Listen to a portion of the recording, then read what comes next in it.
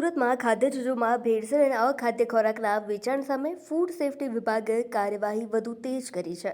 સતત 5મા દિવસે પણ શહેરની હોટલો અને રેસ્ટોરન્ટમાં તપાસનો દોર યથાવત રહ્યો છે. ફૂડ સેફ્ટી વિભાગ દ્વારા હાથ ધરાયેલી આ કાર્યવાહીમાં અત્યાર સુધીમાં મોટી માત્રામાં અખાદ્ય ખોરાકનો નાશ કરવામાં આવ્યો છે.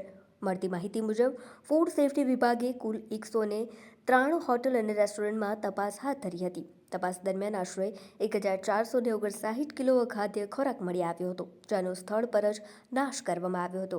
આ કાર્યવાહીથી ખાદ્ય પદાર્થોની ગુણવત્તા અને સ્વચ્છતા અંગે બેદરકારી દાખવનારા હોટલ રેસ્ટોરન્ટ સંચાલકોમાં ચકચાર મચી ગઈ છે. તપાસ દરમિયાન નિયમોનું પાલન ન કરનારી કુલ 68 હોટલ અને રેસ્ટોરન્ટને નોટિસ આપવામાં આવી છે, જ્યારે ગંભીર પ્રકારની બેદરકારી સામે આવતા 14 હોટલ અને રેસ્ટોરન્ટને તાત્કાલિક બંધ કરવાની કાર્યવાહી કરવામાં આવી છે. આ ઉપરાંત ફૂડ સેફ્ટી વિભાગે સ્થળ પર જ 4 લાખથી વધુનો દંડ વસૂલ કર્યો હોવાનું પણ સામે આવ્યું છે.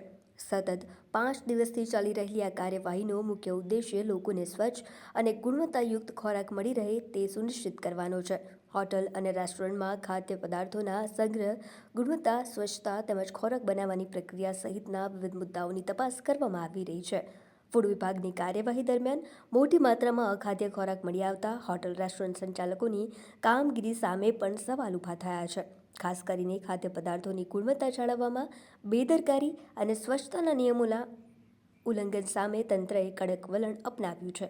જોકે સતત 5મા દિવસે પણ તપાસ અને કાર્યવાહી ચાલી રહી હોવા છતાં ભેળસેળિયા અને નિયમોનું ઉલ્લંઘન કરનારા સંચાલકો સુધરવાનું નામ ન લેતા હોવાની સ્થિતિ પણ સામે આવી રહી છે, જેના કારણે ફૂડ સેફ્ટી વિભાગ દ્વારા આગામી દિવસોમાં પણ તપાસ અને કાર્યવાહી ચાલુ રાખવામાં આવે તેવી શક્યતા પણ છે.